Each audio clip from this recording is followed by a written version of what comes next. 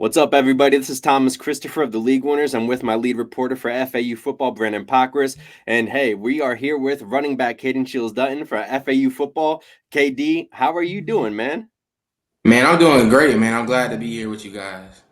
No, I truly do appreciate you taking the time out. For those who aren't aware, Katie went to Edgewater High School football. He played both sides of the ball, but he primarily was a running back, and that's where he finds himself with the FAU football team. Now, Katie, I had a question for you, man. How did you kind of ask everybody this question to start off with? How did you get involved in the world of football? Oh, I'd say the crazy part is that my dad actually wanted me to play soccer. So like football, it never really was a consideration up until like elementary school. I started to see some of my like friends playing football for the local football team in our area. And I kept telling my mom, I want to play football. And it took some time. I didn't start playing football until I was 9, and for a lot of people that's considered late. Like people start playing when they're 4 or 5 years old. But it was crazy because even when I started playing football, I didn't end up playing for that local team, so I wasn't even playing with my friends. So it was kind of crazy, but I'm glad I got there. So everyone else is playing on the one team, and you're like, man, I got into the sport, and I can't even play with my boys. Literally, man. I'm going to school the next day telling them stories about how the team somewhere else locally is what's going on in our practice, and they all laughing together talking And they're like, about we what don't they want to had to hear do. that. And that was crazy. You gotta love that, man. So, I mean, for a lot of the guys that we've talked to, there's been the jump from high school to college football is a big adjustment. So, what has that adjustment been like for you specifically? I always say that when it comes to like management of your time and just definitely making sure that you balance out schoolwork, football, making sure you're watching film but you're studying for your classes, and making sure that you're in class on time, and doing everything you have to do to be a student first, because without that you can't even play. So but I always say I give my mom credit, because my mom always says that she raised me to let me go, not to keep me. So that when I kind of got to college, it was somewhat of a smoother transition than what it might be for some people. So when it came to kind of like keeping myself accountable and just paying attention to what I had going on and making sure that I balanced everything out, it wasn't really new to me. But when it comes to like the football aspect of it, I say everyone always says that it gets faster. Like the speed of the game changes. Um, at first it was a little bit of a culture shock. Like it was like, whoa, like this is really different. But I say one thing is that I'm glad I got here in January because I graduated early. So like that adjustment throughout spring, that helped me a lot, and it became easier as the time went on. That's awesome. So moving back to the football field, right? Running back is an extremely nuanced position, right? It's not always just, take the ball, run forward, run left, run right. It's a lot of scheme and different things. So my question to you is, what's your favorite running scheme to play within? Oh, um, that's a question that even I got asked a lot in high school, and I never really could answer the question. But now I definitely say gap scheme.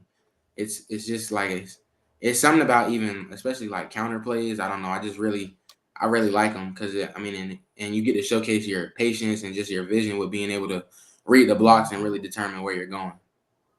Yeah, so to build off that, right? How do you specifically approach reading your blocks as a runner?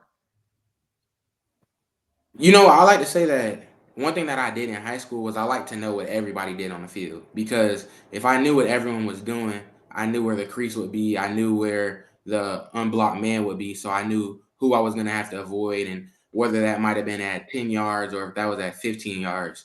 So I'd say knowing the different situations where you have a shade, and it might change who's pulling between a guard and a tackle, or if it's the center and the tackle, things like that. I like to say, you just kind of have to. I feel like for me, that's what helps me. It's just knowing what everybody's gonna do. So I line up, and the first thing I do is I look at the defensive front and I say, well, I know he's gonna pull, And then, I understand where they're aiming at, and then I understand what my job is as the running back in order to make those blocks easier. And then I understand where the crease will be. Love that. So, also as a bigger bodied running back, right? It's a bit of a different running style at points in time. What's your mentality, right? You talked about reading the blocks and how you like approaching that, but what's your mentality every time you touch the football?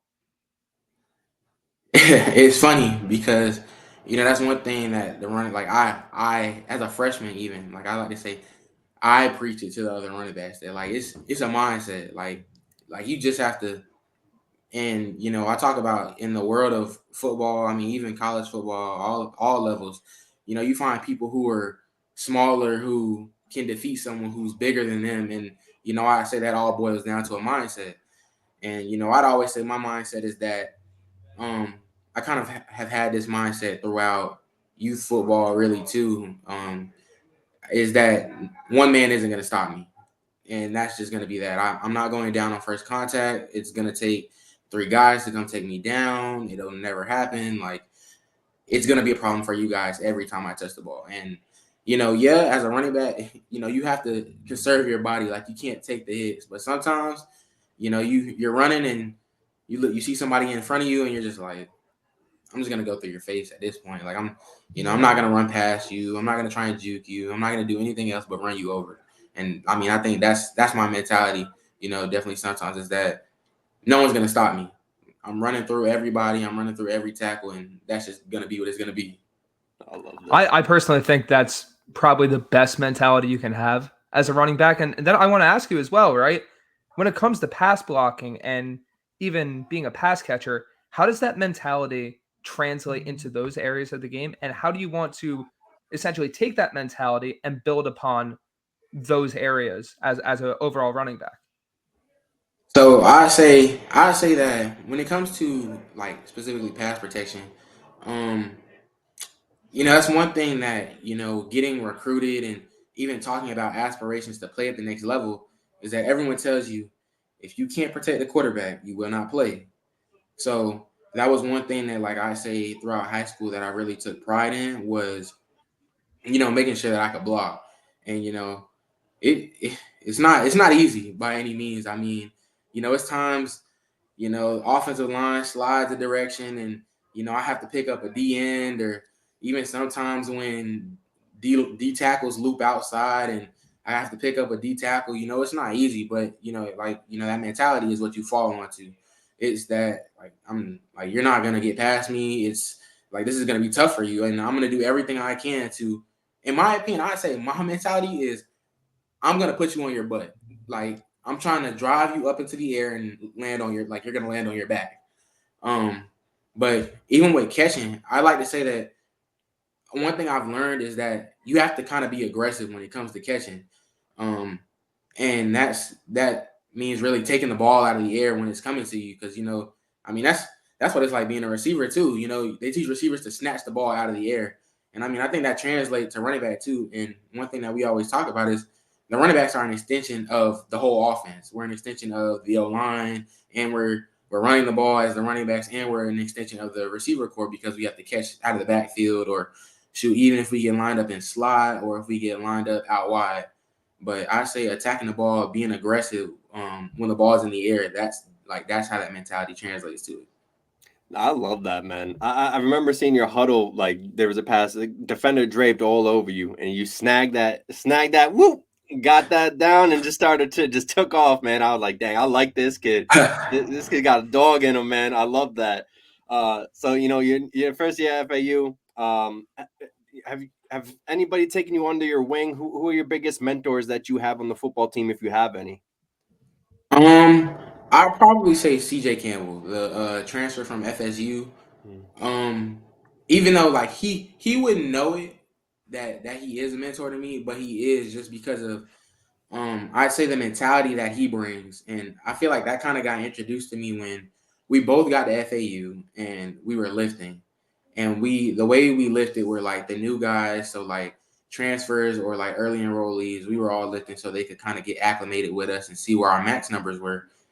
And I'm walking in. I look big already as a freshman, so I'm feeling good. And I see him walk over there, and I kind of look at him like he's a little bit smaller now. The part of me forgot that we're in college now. He's been in the system, so it doesn't matter what he looks like. And it was the day that we did our max squat. We did our max back squat, and I'm waiting because we're putting on 400, getting close to 500 pounds. And in my head, I'm like, when is he gonna crack? Like, when is he gonna stop? And then next thing you know, I'm looking and we're doing the same weight still. I'm like, wait a minute, like I didn't know he was this strong.